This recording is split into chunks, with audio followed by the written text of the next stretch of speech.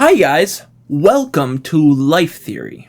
Today we're going to talk about the effects of perspective.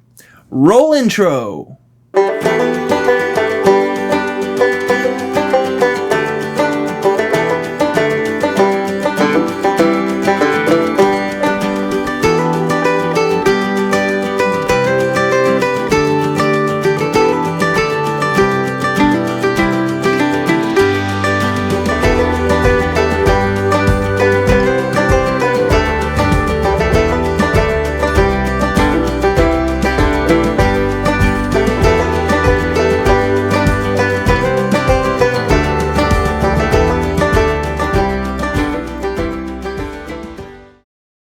Hey guys, welcome back.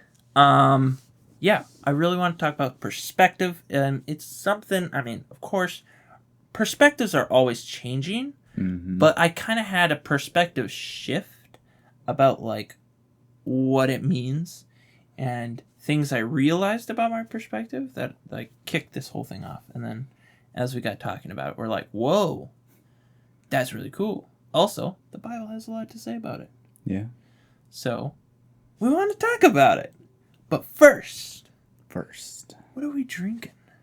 Drinking coffee. Oh. So, we are back to lattes. We haven't had a hot latte in a while. It's been a little while. Yeah. This is chocolate-covered cherry lattes. Oh my goodness, this is amazing.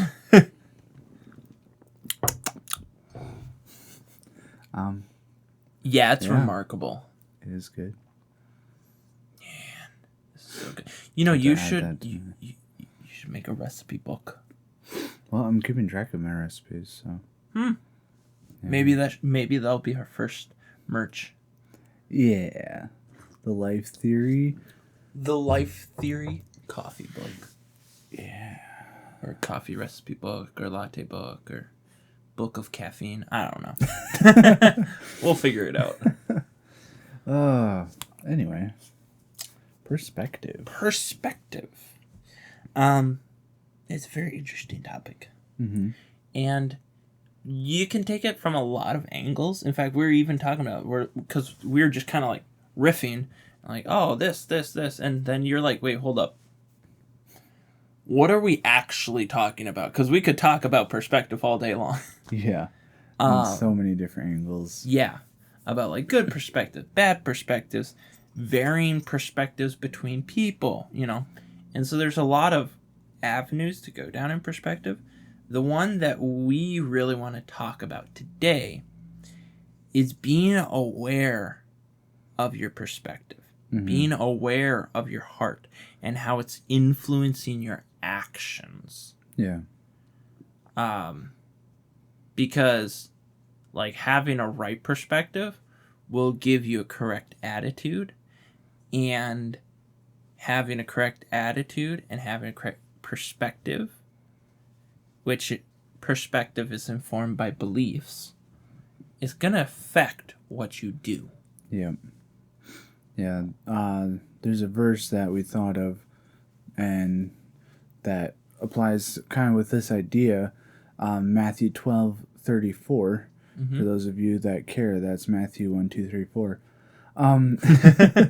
It says, O generation of vipers, how can ye, being evil, speak good things? For out of the abundance of the heart, the mouth speaketh. So just that idea of, what you believe in your heart, the perspective that you have, will affect the words that you say, will affect the conversations that you have, will affect how you talk to people. Yeah. It's so important. The Bible makes that parallel all the time. That whatever's in the heart's going to come out into the, the mouth, the actions. Yeah. Even when it talks about salvation, it says, with the heart man believeth. So first you have the belief. And with the mouth confession is made unto salvation. So first you believe, that's accepting the salvation, and then you confess that salvation to others. right? And so there it shows that two-step process of what actually changed was in the heart, but it affected the mouth. Yeah. So it's very important. And one thing I wanted to bring up is what you tell yourself. If you keep telling yourself something or saying stuff about yourself, it's what you're gonna believe. Yeah. Yeah. It's that old idea. A lot of people will say, and most people agree with it, is like when you tell yourself something long enough, you will believe it. Some people will unintentionally tell themselves something over and over, essentially lying to themselves. Yeah. And maybe unintentionally out of fear or if they're anxious about something, Yep. I feel like those are some of the main biggest reasons why somebody would tell themselves something over and over again. Yeah. Pride sometimes too. Yeah. If they're telling themselves, trying to inflate their own ego. Yep. Or even disbelief. So maybe it's you don't believe something that you need to believe. Either way, that will affect what you believe. Repetition causes belief. Yeah. Yeah, I know, like, I got advice from just a random patron at a grocery store, and I think I've told you this story before. Either way, I was in the habit of always saying sorry to people for everything, and one of the guys, this older guy, the type of guy that'll joke around with you about everything, and one of the machines, I was trying to get him. It was actually a ticket. I don't condone gambling, but he was trying to get a ticket, and the machine was broken. I was like, "Oh, I'm sorry, the machine's broken," and he goes, "Don't say sorry. You didn't break it." I was like, "What?" He goes, "If you keep saying sorry, you're gonna feel sorry for things that aren't your fault." He's like, "It's you're programming your brain to apologize for things that aren't your responsibility." He's like, so you should wait, and you should only say sorry if something's your fault, if something's your responsibility. And like that's something I've been noticing and trying to do, is like only saying sorry when something is my fault. Because another thing that does is make sorry mean something. True, yeah. If you're not apologizing for everything, then when something is your fault and you do apologize, people are like, "Oh, yeah." Because he is actually sorry because he did something wrong. Yeah. Another effect of perspective can be what we say about ourselves. Because often jokes are made and there's what's called self-deprecating humor. Which, in certain situations, can be healthy to be humble. But if you're constantly making self-deprecating jokes, and if you don't know what that means, it means you're just constantly joking about how bad you are at stuff and, "Oh, I'm the worst at this," and all of that type of thing, then when we make jokes that are deprecating about ourselves, it's usually because we actually believe that. We actually have that perspective. It's like, "Oh, ha, it's whatever." But maybe we don't consciously think about it, but inside we actually believe, "Oh, yeah, I really am not that great. I really am a horrible person," or whatever. Yeah. And so I make these jokes to laugh it off and to mask it. Yeah, to mask what's going on, to mask the pain. And it's just that realization of a self-deprecating perspective. Yeah. that's affects... a good key. Is it's not just self-deprecating jokes. It's a self-deprecating perspective. Yeah. It's a view of yourself that you're not worth. You're not worth much, or you're worthless. Yeah. And so that's one thing we got to watch out for. If you catch yourself constantly joking about how terrible you are at stuff, or how how I don't know, yeah, how terrible you are at stuff, how bad of a person you are, how I don't know, all that kind of stuff. Then maybe you can stop and realize, oh wait a second, maybe there's something a little bit deeper in my perspective some of pain, myself, some insecurity that I'm not willing to deal with, and I pretend doesn't affect me by making jokes. Because I noticed I had this very interesting perspective shift where I would always make self-deprecating jokes about myself. And even today, I will, to an extent, to a healthy extent, of just understanding I'm not perfect. I don't have it all together. But I would do it all the time. And there was a friend that said, she was like, don't say that about yourself. That's mean. I was like, that was the first time someone had said something like that. Yeah. Like, I shouldn't. The more I thought about it, the more I was like, oh, it's because I actually think these things about myself. And because I'm actually upset about the person I became, or even some of it wasn't even true. It was just lies I was telling myself. Like saying that I was stupid, and I wasn't. I just was lying to myself because there was other issues in my life that I wasn't able to or wasn't willing to deal with. And she actually helped me change a lot of that stuff, because rather than just masking the pain, I realized I shouldn't be that mean to myself. We shouldn't bring anyone down. We should be edifying. And it is not edifying to put yourself down. It is edifying to bring yourself up in the Lord. So you need to be very careful about that, not to be putting yourself down to hide the pain you have, especially if that pain is caused by unmet expectations, where you're like, I thought I was going to be better. I thought I was going to be further. And that's where it stems from for a lot of people. Yeah. Or comparison to others. Yeah, exactly. But there's another reason you'll make jokes, and it also has to do with perspective, and it's also bad. And it's making jokes about others to feel better about yourself, which is kind of the same thing.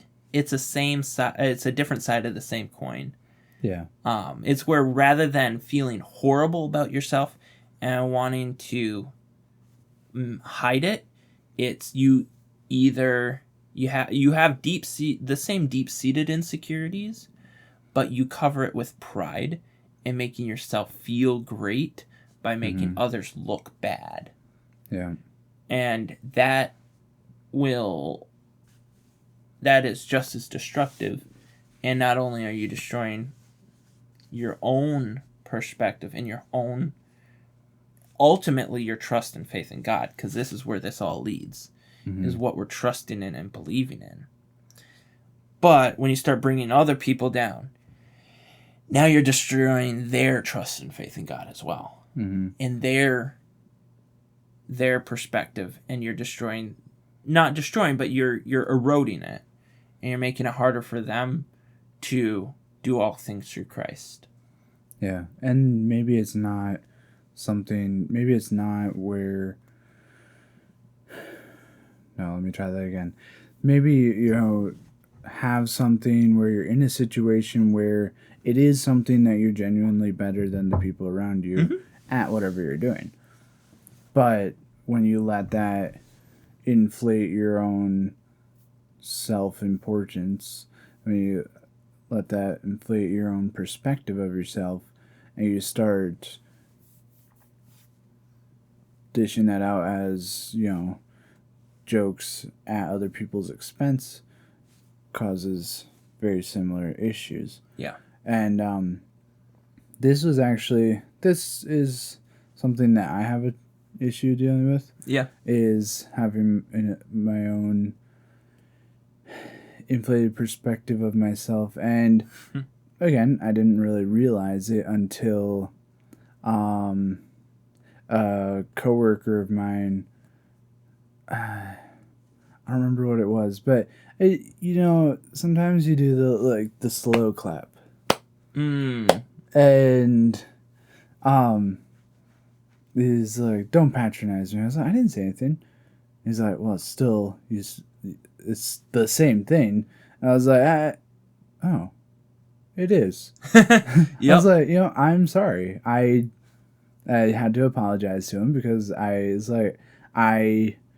didn't think about it because I didn't realize that I had that perspective of it. And there was a couple other situations as well that had kind of culminated to that point. And I was just like, oh, no, yeah, that's not good. And yeah, but you're like, oh, I do have that perspective. Yep. And that really helped me realize that perspective I had of myself. I was just like, yeah, I kind of already knew I had issues. Have had, not yes. have. Excuse me. Have had issues with pride. And it was just, there's another facet that I have to be careful not to allow to build up within me. Yeah. I mean, and that goes right to one of our points, which is with a core of pride, you can easily deceive yourself. And I want to point out that even if you're someone who's self-deprecating, that can come from a source of pride. Yeah. Because you might go, well, no. I'm not being prideful. I'm talking about how I'm not great. It's like, yeah, but you're talking about it self-righteously, as if you can't fix it, as if it's just who you are. You're proud about how humble you are. Correct. Yeah. And it's maybe pride wouldn't be the direct cause. The direct cause would be maybe laziness, maybe lack of trust in God, maybe lack of belief. And I mean, at the end of the day, it's very prideful to think that God can't change you. Yeah. To think, oh, no, I'm just going to be like this, so I might as well just make a joke about it. Because this is just who I am. It's like, are you really going to sit here, look me in the face, and say that you don't have an all-powerful God that literally created heaven and earth? Yeah. And that's what I do often, way too much. I'm just like, I can't change it. Bummer. So sad. It's out of my hands. And it's like, no, it's not. Yeah. Yep. And it's just that horrible perspective that, and similarly, it can creep in. Because a lot of us, when we think about, I want to just go on a small tangent and then we'll come back. When we think about perspective, we think about right there, right in the front. We think about mottos. We think about, battling ideologies, perspective. But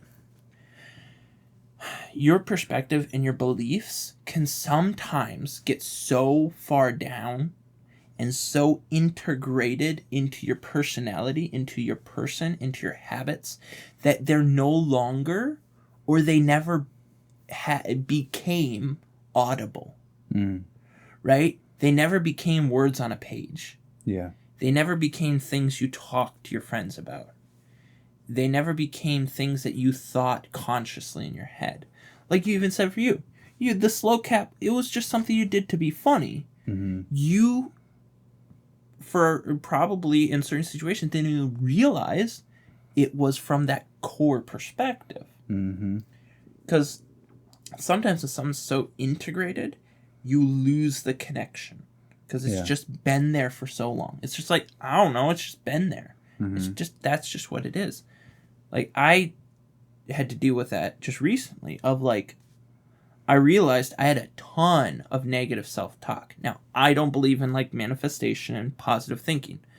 But the Lord also says we are fearfully and wonderfully made. We are made in the image of God. And it says, it is no longer I that sin, but sin that dwelleth in me. So, to will is with me, but how to do it I find not. The Bible wants us to see ourselves the way Christ sees us, as of infinite worth. Mm-hmm. Even though we don't deserve his love, he still loves us, and so we should recognize that. And I realized I was having a lot of doubt and a lot of unbelief in the power of God, where I would just be like, I just can't do it. I'm not going to be as good as that person, so I shouldn't even try. It's like, oh man, like they probably don't actually like me for who I am. They just think they do because they don't know me yet. Or, oh, this person, they're busy in their life, so they must not want to be friends with me anymore. Mm-hmm. And I was having all those words, and then last weekend I was just like, wait a minute, what? Yeah. This is lunacy. And I started connecting all of it because they're just like small little, almost subconscious thoughts that I have in the back of my head that I started connecting. I was like, this is a horrible perspective. This is a horrible belief that I'm holding. I need to throw this away. Because I can do all things through Christ who strengthens me. I am fearfully and wonderfully made. He does love me with an infinite love. He does delight in my presence. And sometimes you forget that because the cares of the world drown it out. And because the perspective of the world is your only worth as much as you create, as much as you produce. Yeah. Whereas God says you have intrinsic worth that's not predicated on anything you can do or ever would do. Because it's all filthy rags. Yeah. It's like, no, I love you for you, and that's why I'm going to die. I'm going to do the works, the perfect works, so that you can be perfect, not because of you. Mm-hmm. So, if we're worthy of salvation, not worthy, like it's not, we didn't earn it. Yeah. But if God wants to give us salvation, and he wants to love us, despite what we do, then we should not be judging our worth, our infinite spiritual eternal worth as people based off our actions. Yeah. So yeah, we need to rely on the power of God. Okay, tangent over. Yes. So we kind of sum up a lot of what we were just talking about with so when we focus on the areas where we are better than other people, or when we focus on where we're worse than other people, that can affect what we say and what we do. Yeah. Which brings the phrase that a lot of people know, but I don't know if I ever heard about it till like maybe a year ago or something. But really? Yeah. Huh. The phrase, comparison is the thief of joy. Yes. When we compare ourselves to those around us, when we allow our perspective to be based on our perspective of ourselves to be based on our perspective of others, we can lose that joy. The joy of because the Bible says we are fearfully and wonderfully made. Yeah, and he has specific plans for each of our life that he might not have for others. Yeah. And so there's a joy in knowing that God specifically made me the way that I am, or that the specific plans that he has for me. But when we compare how our life looks to other people's, that can very much affect our perspective on ourselves. Yeah. I mean, the Bible has something to say about that. It says, comparing ourselves among ourselves, which is not wise. Yeah. Like, it's not a good application of the principles of God. It's not a great way to live. It's foolish. Mm. It is just because it just leads to sorrow. It leads to, man, because no matter if you have an inflated ego or a deflated ego, which either way you're relying on yourself and not God, Mm-hmm.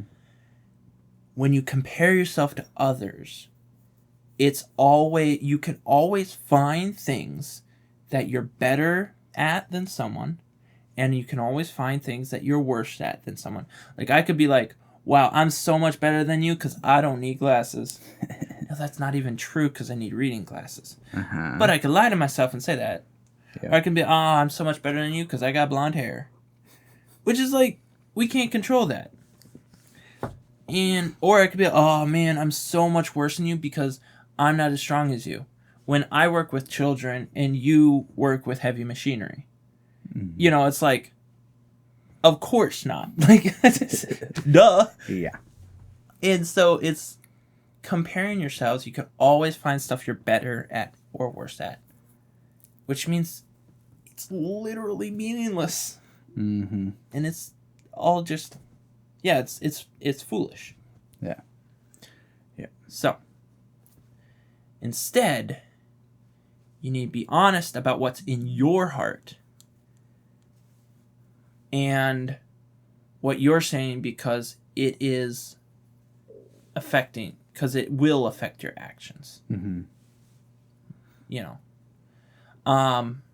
Proverbs 23. Honestly, if you want to study about the heart and how it affects you, study Proverbs 23. Mm-hmm. We were going over it. We're like, I was like, there's this verse and this verse and this verse, and we're like going through the whole thing, and you're like, okay, so we can't read the whole thing.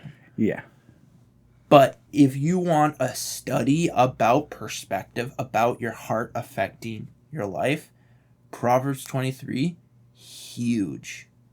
We're just going to read 4 verses to kind of get the point across. First, verse 6 says, Eat thou not bread with him that hath an evil eye, what you're seeing, eat bad perspective, right? Neither desire thou his dainty meats, a.k.a. his fancy food.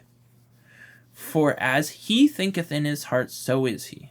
So he has a bad perspective, he's bad. Mm-hmm. Eat and drink, saith he saith to thee, but his heart is not with thee. So, he doesn't care about you. Yeah. And because of that, you're going to have his fancy food, and later it says you're going to vomit it up. And it's like, oh, gross. AKA, it's going to be meaningless, and you're going to be worse off. Mm-hmm. If you're around people that have evil perspectives. Yeah. And if you're relying on those people for your sustenance. You said, and the next verse was talking about that, and you'll eat those and vomit it up, and then it says, and lose thy sweet words. Yeah. That's, your conversation, who you are gets affected by the people that you're around, by allowing somebody who has an evil eye, somebody who has a bad perspective, by allowing them to affect your own. Mm-hmm. So be careful who you're listening to, who you're consuming, whether on the internet or friends. What you're consuming is what's going to come out of your mouth. Mm-hmm. And it can leave you worse off, and it can leave you with bitter words, not sweet words. Yeah. So then he's even more explicit about what he's talking about in verse 15 and 16. Mm-hmm. Of course, this is Proverbs. So this is Solomon talking to his son, presumably Rehoboam, but possibly to multiple of his sons. And he says, My son, if thine heart be wise, my heart shall rejoice, even mine. So there, heart be wise. So that's his desire. And then he says in the next verse, Yea, my reins shall rejoice when thy lips speak right things. That's the same thought. Mm-hmm. So, First, there's the heart, right? Thinketh in his heart, so is he. And then there's the lips. So if someone's saying whack things, and, you know, you've heard the saying, oh, their heart's in the right place. And in certain situations, that might apply. But in most situations, if it's coming out of their mouth, it was already in their heart. Yeah. And that applies to actions too. If someone's doing something, you don't have to go, oh no, like what happened to them? It's like, that was in their heart for a while. Mm-hmm. And then it came out. Anything that comes out of the human body, I mean anything, was in there first. Kind of makes sense. But yeah, if we talk about that physically, then it's like, oh yeah. Oh yeah, that makes sense. Well then, why not mentally? Yeah. Why not emotionally? And why not spiritually? Mm-hmm. Things that come out are things that we're in. Yep. So, just like you don't want to be eating poison meat and vomit it up because that's what's going to happen, don't be consuming poison things, ungodly things. Don't be consuming poison friends, ungodly friends, friends with bad perspectives, friends that are bitter, friends that are rebellious, friends that have, any of those bad perspectives of I'm better than everyone else, or oh, I'm so much worse than everyone else. Mm-hmm. Either one is going to cause you to have bitter words. Mm-hmm. And your heart will not be wise. Yeah.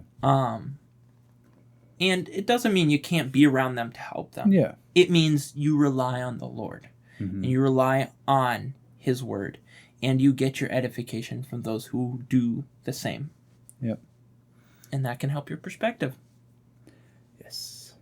So, there are some of the effects of perspective. Yeah. Obviously, there's many more, and there's so much more in the Bible. There's so much more. Like, start with Proverbs 23 Yeah. and just keep going. Yeah. It's so fascinating. Honestly, that's probably going to be my next message after I finish my series. It's Proverbs 23. But now we want to hear from you. Maybe there's some perspective that you found, something that you noticed in your own life. Yeah, maybe a bad perspective you had to kick. Yeah. And we want to hear about it. Yeah. Tell others who read the comments. And tell us your best tips for getting out of bad perspectives, and of course, because this has to happen as well, getting into good perspectives. Mm-hmm. What are some things other than, of course, core to everything is reading God's word and prayer. Yeah. Because prayer helps you to reset your mind and to be seeking God's will, and the Bible helps you to consume good things. Yeah. And keep an eye out. I might do a short about another thought on perspective I had that we didn't really have time to throw into here. Yeah. So that would be on here, and we could post on Instagram too. Yeah. So follow the Instagram. It's down below. Is it? Oh, it might not be. It might not be. I will make sure We're going to put it down below. Yes. All right. Well, thank you guys for watching. Yeah. And we'll see you next week. All right. Bye, guys. Bye. Close your eyes. Boop. Sorry.